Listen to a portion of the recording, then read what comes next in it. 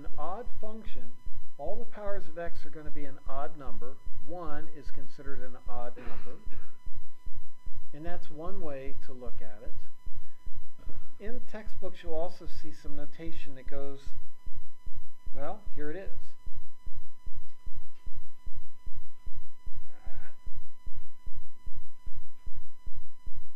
You'll see some notation like this. F of negative x is equal to the negative of f of x. This is for an odd function.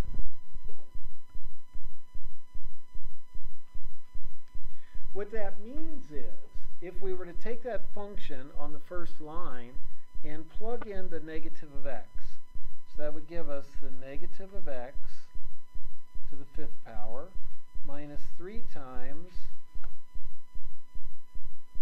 the negative of x cubed plus 7 times the negative of x.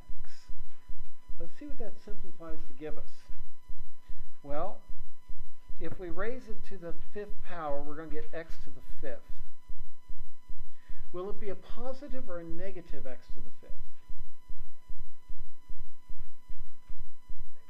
It's going to be negative, isn't it?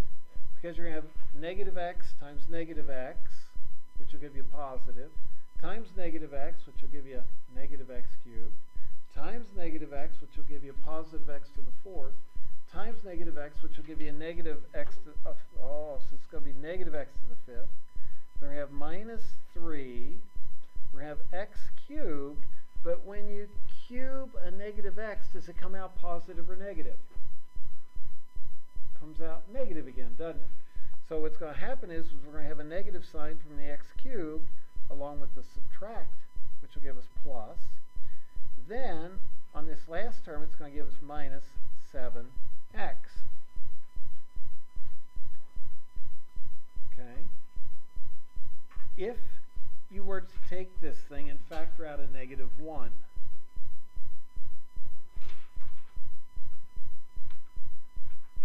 boy, it just wants to change slides on me. If you factor out a negative 1, it's going to give us x to the 5th minus 3x cubed plus 7x. Does that make sense? And if you take a look at what you get when you factor out the negative 1, do you see this function right here? Isn't that what we started with? So a way to see if a function is odd is to plug in negative x, evaluate it, and if you get the original function back times negative 1, it's an odd function. So one way to check it, look at the graph. Another way to check it, plug in negative x.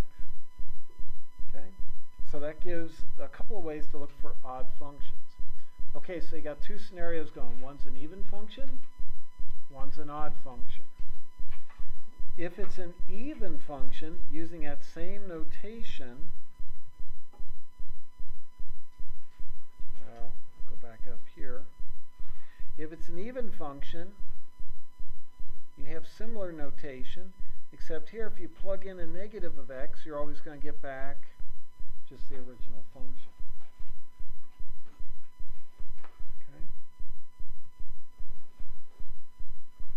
Okay, so there's an odd function, symmetric with respect to the origin. That may not be something you're accustomed to running into. Basically, that means you're working with a spinner. Spin it, rotate it 180 degrees, and you get back what you started with. Okay, so this is just talking about the fact that it can be even, it can be odd, it can be neither. If you have some numbers, you can take a look at them and figure out if the function is even, odd, or neither. Take a look at this one. When we plug in negative 3, we get 10.5. If we plug in positive 3, we get 10.5. The same situation occurs when we plug in negative 2 and 2. Or when we plug in negative 1 or positive 1. Okay, it seems kind of strange, doesn't it? This is actually an indication of an even function.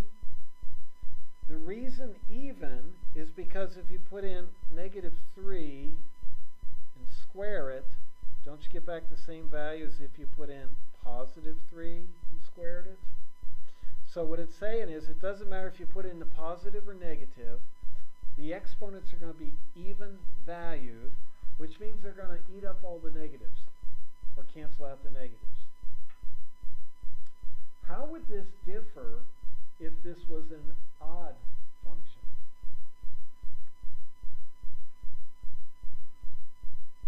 If we wanted to create a table where I put a table down, I said there it is, change this so it will now give us results from an odd function.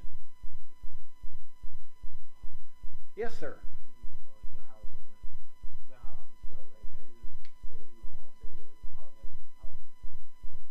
Okay. If we start out over here, these y values are going to be the opposite sign of those. So if we start out at negative 3, we'd end up with a negative 10, whereas over here we'd get a positive 10. At negative 2, we would get a negative 2, whereas over here you would get a positive 2. Now be careful, here you're going to get a positive 1/2. The negative of a negative 1/2 is a positive 1/2, but that's the opposite sign of there. Does that make sense? So a question that would be real fair game for the quiz test or something or other is to say, fix this table so that it reflects an even function. Even function just means both sides are the same. An odd function, that means that one side's the negative of the other. Now here comes one. What if it was to be neither even nor odd? That means that sometimes you might get the negative of what's going on over there, and other times you're going to get what's going on over there, and other times, maybe we're going to get the negative of it again. It's back and forth. Or the values may not even be the same at all. Okay? So one way to fix that would be to throw in a negative sign or two. Another way to fix this would be to say, hey, we're going to get 15 here. This is going to be 21. And we'll leave that at 10 and a half. Either of those options for tweaking the table would produce an equation that is neither even nor odd. Does that make sense? So you got to be careful. There are 3 different directions you can go on this. Even, odd, neither. And that covers everything. All equations fall into one of those 3 categories. Okay, take a look at that. X cubed minus 5x. Is that even, odd, or neither? I'd like to be able to cover it up with my hand, but I guess it's not going to cover it up on the screen where it's projected. Take a look at your function. This exponent is an odd number. Oh, there isn't an exponent there, is there? It's a 1. Yeah, way to go. Danielle's not going to be fooled by that. The exponents are all odd, aren't they? So that function is what? An odd function.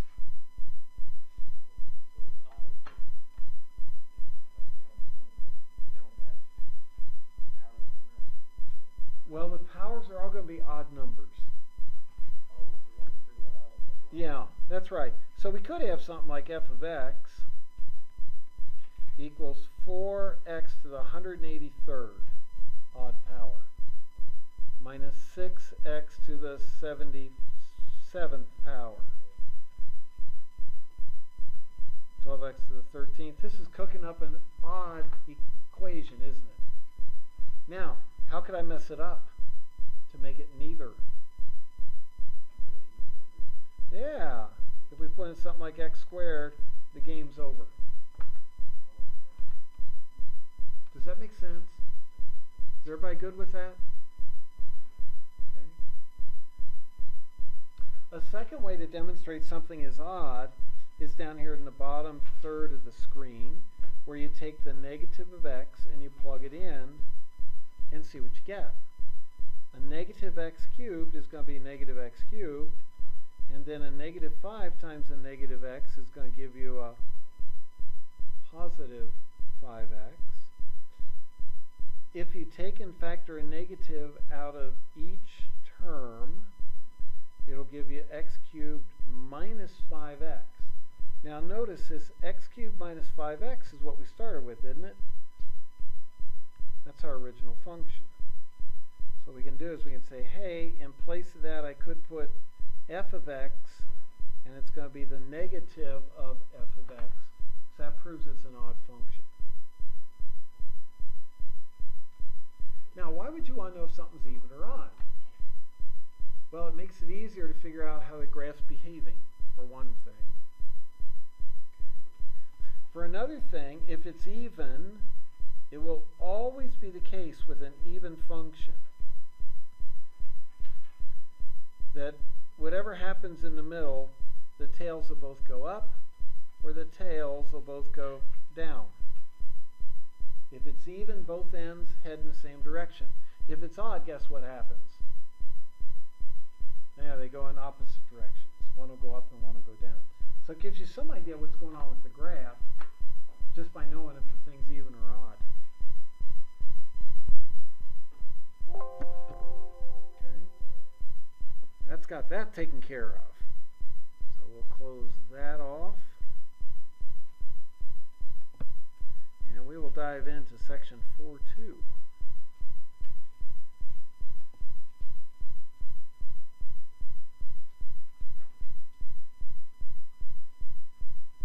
Maybe. Wait for the computer to catch up to that slide. Okay. Go keep working on nonlinear functions beyond quadratics. Okay. So in the last section we talked about even and odd, and it could be any power of x you want. 128th power is just fine. Okay. What we're going to look at is doing some models. We want to understand and look at piecewise defined functions. We've worked some with those. What's a piecewise defined function?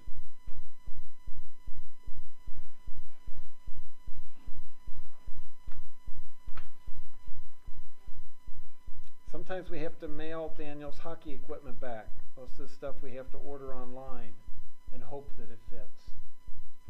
He gets it, tries it on. If it doesn't fit, guess what we got to do? Send it back. Now, the good news is some of the stuff is small. It'll fit in a shoebox or a small box. Other stuff is large. The shipping varies based on the weight, doesn't it? Well, what we could do is we could look at the price for shipping versus the weight. And the way shipping weights usually work is if it's 1 pound or less, 2 pounds or less, 3, 4, we'll keep it fairly simple here, 5. Up to that, it's that amount of money. If you go over a pound, up to 2 pounds, it's that amount. Over 2 pounds, up to 3 pounds, it's this. And you get the idea. That's an example of a piecewise function. Okay, it has a bunch of pieces to it. And these really do occur in the real world. Shipping. How about income tax? I don't want to think about that, Chuck. Okay. The percentage that you're charged depends on your income.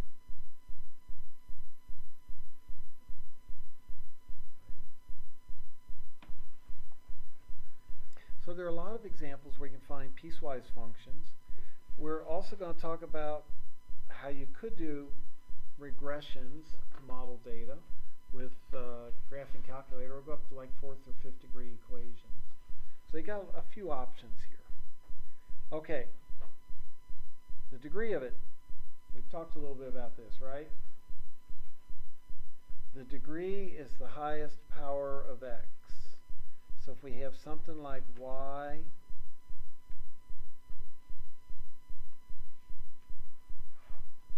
equals 6x to the 17th minus 24x to the 16th plus 18x to the 15th plus, and it just keeps going, let's say plus 11. The degree of the polynomial talks about what is the highest power of x. So what you want to do is line it up in order from the biggest x value or power to the smallest, which is what we've done here. This 17 would be the degree. And if this function was, let's say it's k of x, you'd write down that the degree of k equals 17. Okay, so there's the notation you would use to tell everybody that the highest power of x there is the 17th. The leading coefficient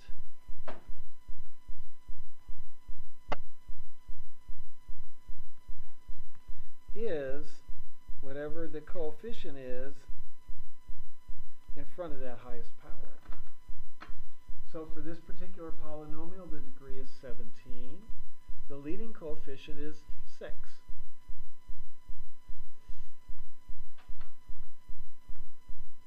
That leading coefficient can be very important.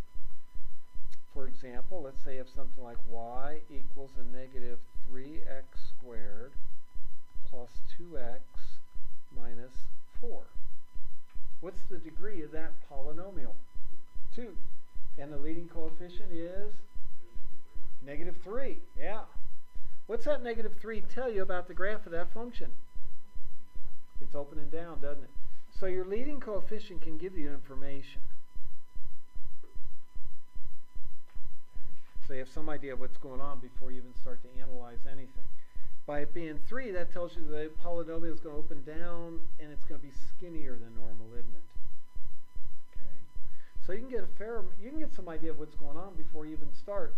Like with this one, before we even start trying to graph it, we know it's going to be something shaped like that. As opposed to wondering, gosh, I wonder if it goes like that. There's no way it's the second option, is there? No way at all. Okay.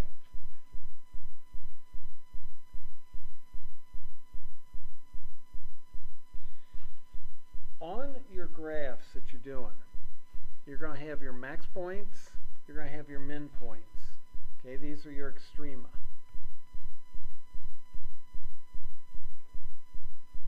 There's one there, and there's one way down there. Okay.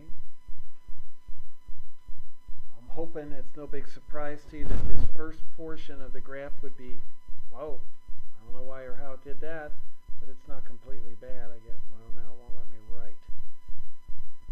This section is increasing. What's the next section doing? Decreasing. And the last section then is increasing. If you have a single minimum, a single maximum, this could be a cubic equation.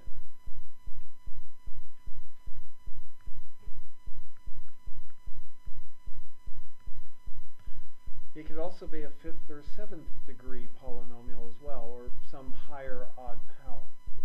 But it is for sure at least a cubic.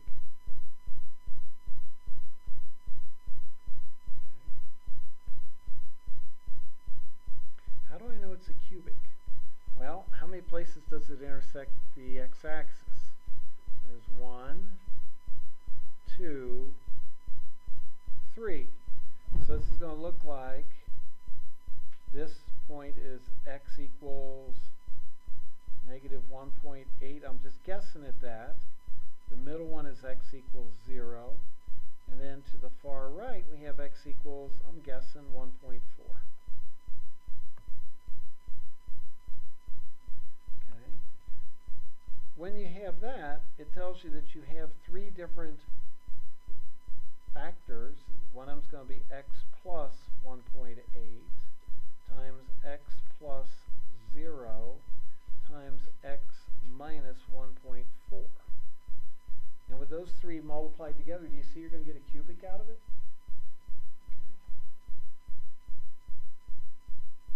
Okay, tail behavior or end behavior is dependent on whether you have an even or an odd function, dependent on the degree of it.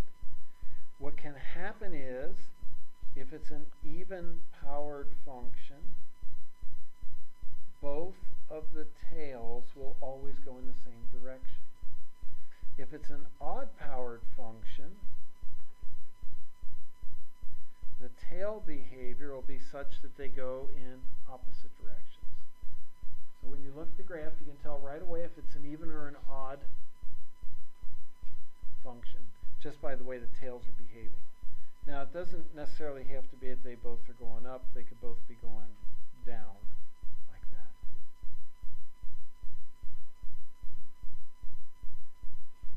All right. Simplest type of polynomial is a constant. Aha!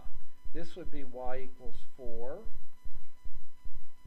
This would be y equals negative 3. A horizontal line. No x-intercepts. No turning points. No maxes. No mins. It's just flat at some y value. Okay? If you go up a little bit in degree, because the degree of this one is 0, it's y equals x, well, 0 times x to the 0 plus 4. Okay. The highest power of x, here, wait a minute, this is an x to the 1, here's the x to the 0. The highest power of x is going to be 0. If you step it up a little bit, something like this. This is going to be something like y equals, let's say, 2x minus 3. Now the highest power of x is there, and what degree is that? It's a 1, isn't it? Okay. So you can step it up a bit. The next degree up, yes, these are x squareds, aren't they? So this would be something like y equals x squared plus 2. Is that an even, an odd, or neither type of function in that first graph? It's even, isn't it? In the second graph, is that even, odd, or neither?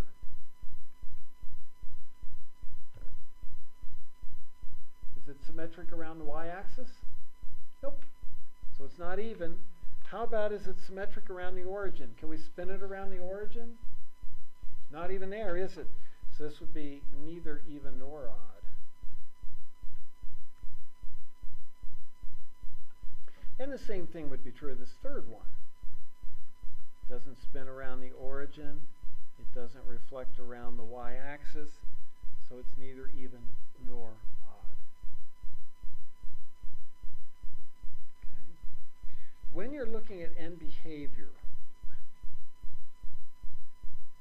what you want to do is to think about where is the graph going as x goes to positive infinity?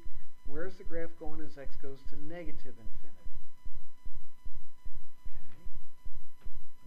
So, for example, on the leftmost graph here, on the left side, where's that graph headed as x goes to negative infinity? Well, let's see. As x goes to negative infinity, what's y heading to?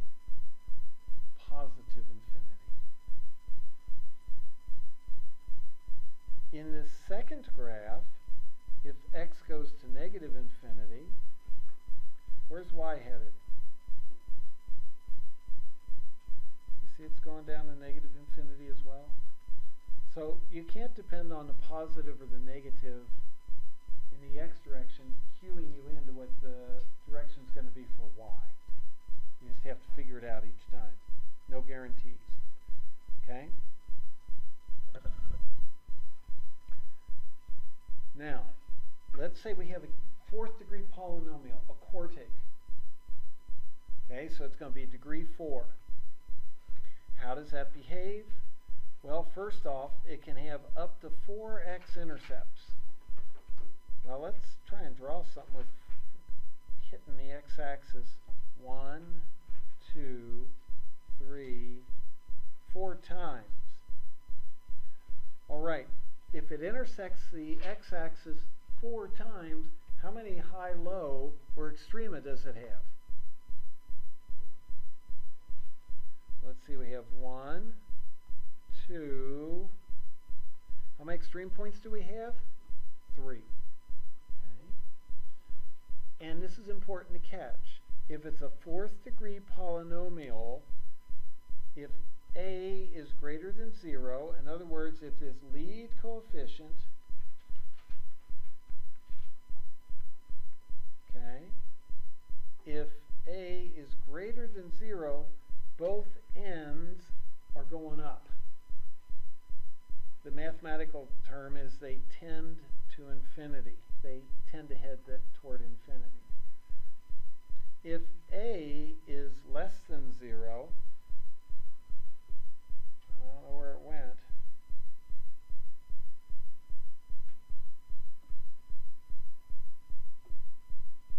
Okay, if a is less than 0, both ends are going to head where? Down. They'll tend to negative infinity. And both of them will be going the same direction. I guess you already saw where we're headed next, huh?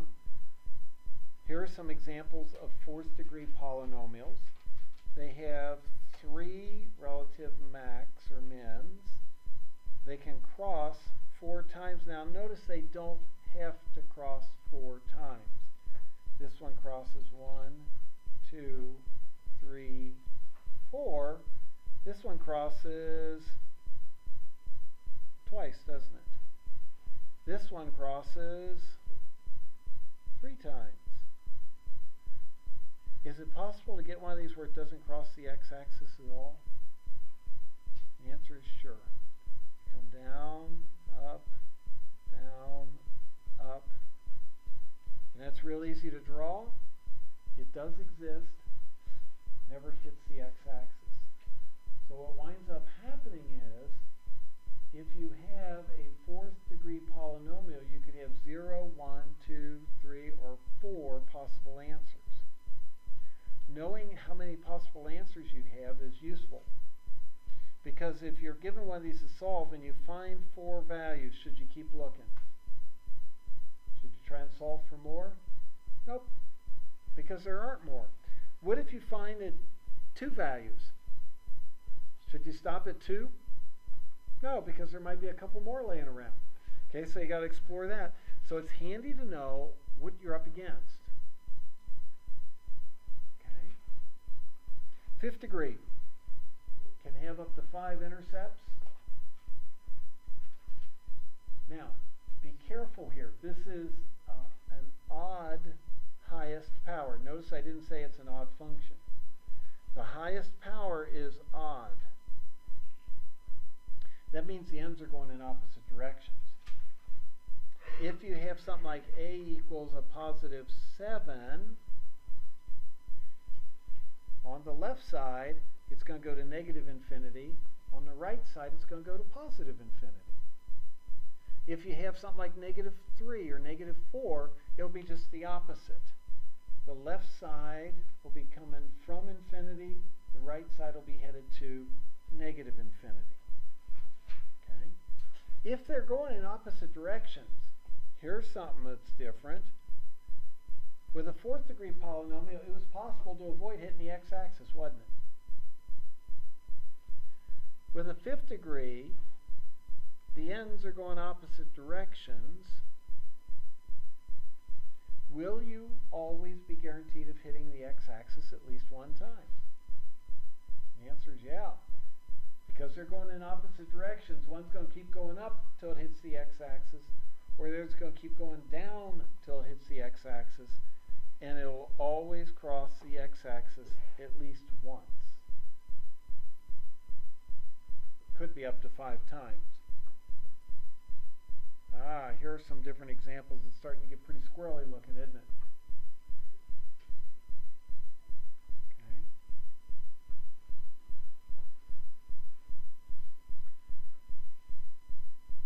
Okay. In general, let's say we had something like this. Y equals 3x to the 74th minus 81x to the 57th plus 113x to the 41st minus 18x squared plus 3.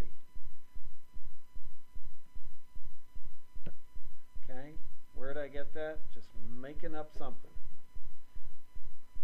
First off, for this function, will both ends go the same direction or opposite directions?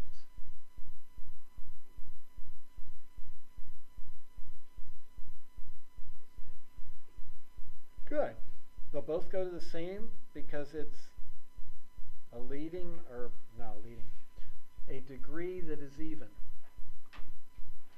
Will both ends go up or will both ends go down? They're both going to go up because the leading number is a positive value.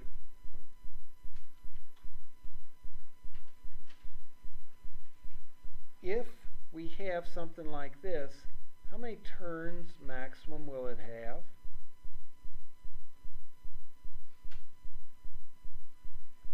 What's the maximum number of turns that graph can have? 73. And if you're not sure, think about it. Go back to simpler examples. If you have something like y equals 3x plus 1, that's a line, right? And the line's going to go like that. How many times does that turn around? That never turn around, does it? If we have something like y equals x squared plus 2, that's going to look like that. How many times does that turn around? Once. The number of times it'll turn is going to be one less than whatever the degree is. In the first case, where you had the 3x plus 1, the degree is 1. Subtract 1, you get 0. How many times does it turn around? 0 times. In the second case over on the far left, degree 2 minus 1, it'll turn around at most 1 twice.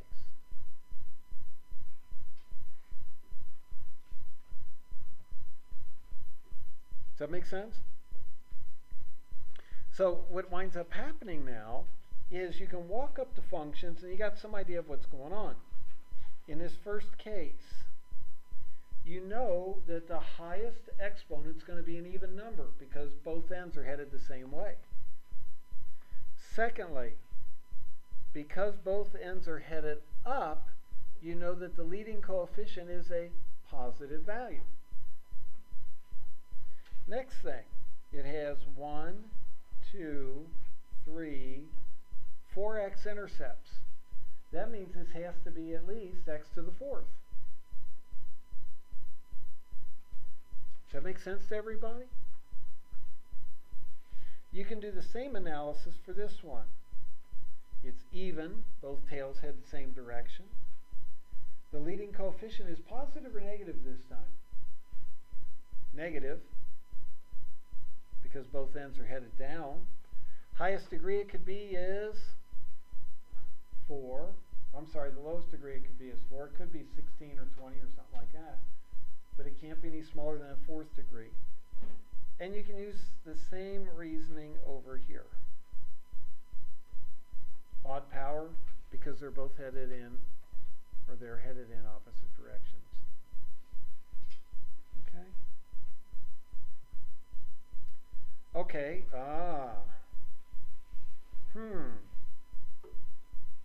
Okay, so tell me some things that you know about this particular function here.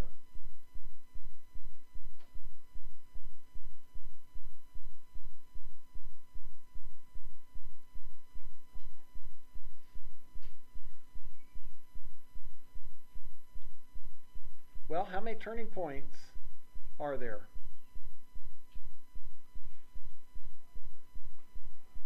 Let's put down turning points. 4. How many x-intercepts are there?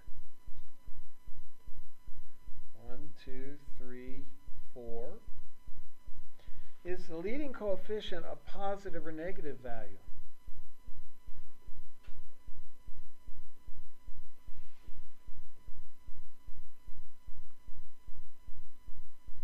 Well, the two options are coming down and keep going, or going up, keep going up.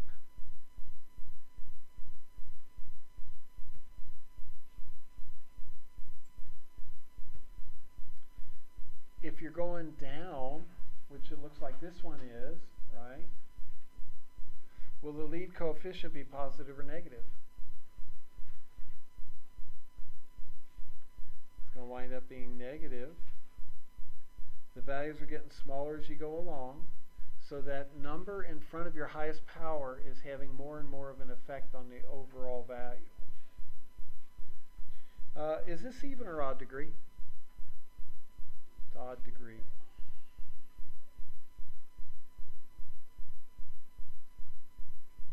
If it was even, how would the graph be different? Yeah, both ends would be going up like that, or flipping it around the other way, both ends would be going down like that. One or the other. Okay, what's the minimum degree of this polynomial?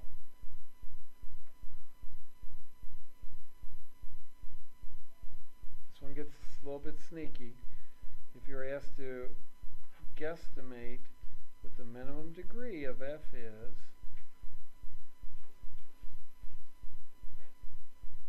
well, first, is it an even or an odd function? It's odd. So the degree has to be an odd number, doesn't it? Yeah, the tails are going in opposite directions, so it has to be odd. It has 4 places where it intersects the x-axis, which would mean it sounds like it has at least a degree 4, but it can't be 4 because it's odd. So do we move it to degree 3 or degree 5? We got to go to degree 5, don't we? If we go to degree 3, that would mean it would hit the x-axis at most 3 times, okay, which would put things in trouble.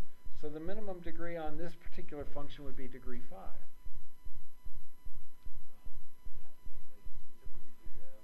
Sure. Wait a minute. How'd you get that, Chuck? Okay, so the first thing I did was I counted how many places does it intersect the x-axis. 4. So that means that the degree has to be at least 4. It could be 4 or bigger. Right, because we've got 4 separate places where it contacts the x-axis, so it's got to be at least degree 4. Now, the next thing to throw in is this an even or an odd function? Or even or odd degree, sorry, not function. Is it even or odd degree? Well, let's see, the 2 tails are going in opposite directions. Yeah, the 4 would mean they're both going the same way, but our graph's going opposite ways, isn't it? So we know it has to be at least 4. At least 4, but it has to be odd.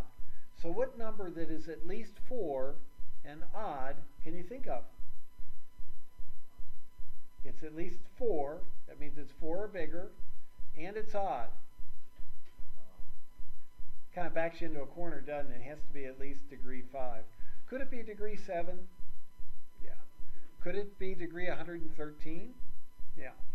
It's going to be some odd degree, but it's got to be bigger than 4. Well, that's kind of sneaky. Does that make sense to everybody? Okay, so we've got that all worked out. Graph this and complete the following. Identify the x-intercepts, the coordinates, turning points. Ooh. How would you go about graphing that? Get your calculator out. Before you grab your calculator, or if you're sitting there, gosh, I don't have a graphing calculator. You can grab your calculator, but it's just going to sit there. or wherever you wave it. Looking at this function, tell me some things that you know about it. Both ends, do they both go the same direction or opposite? They go opposite, you're right. The degree is 3. Now, are they going to do something like this, or are they going to come down? It's got to go up because the leading coefficient is positive. So we've got this one ruled out. We know it has to be something like that. What's the maximum number of places it can hit the x-axis?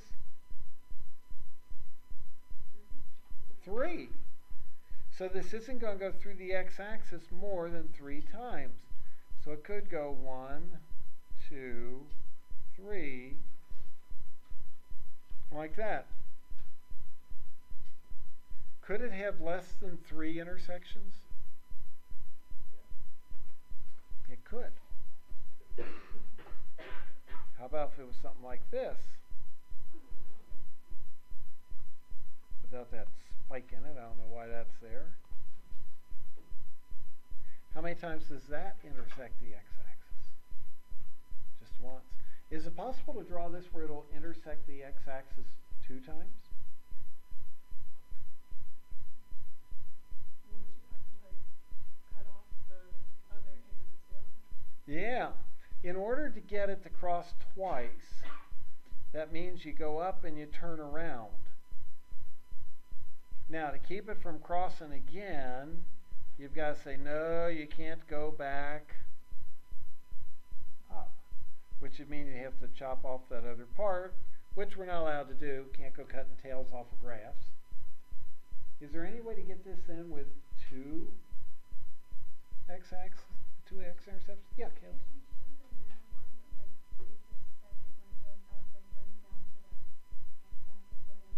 Oh, okay. Yeah. How about this? Come up. It can be 2.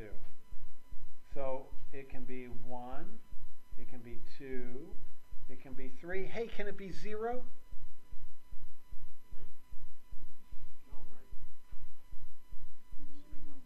Myron's pretty insistent that it's no. Yeah, it can't be. You can't have 0, right? No's it. Stick with that answer. Yeah, stick with it. Why can't it have 0 intercepts? Because one end's going down, the other end's going up. Somewhere in there, it's got to do what? If it's going down to infinity and up to infinity, isn't going to hit the x-axis somewhere?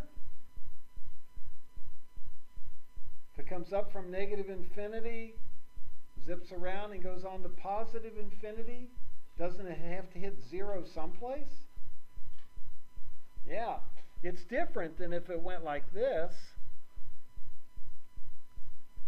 With something like that, you could do that above the x-axis. But if one tail's going down and one's going up, one or the other's always going to eventually get to the x-axis. Whoa, sneaky stuff. Okay, so here we are graphing it. Has a max, has a min. Has 3 x-intercepts, tails going in the opposite direction. Coming up from negative infinity and heading to positive infinity.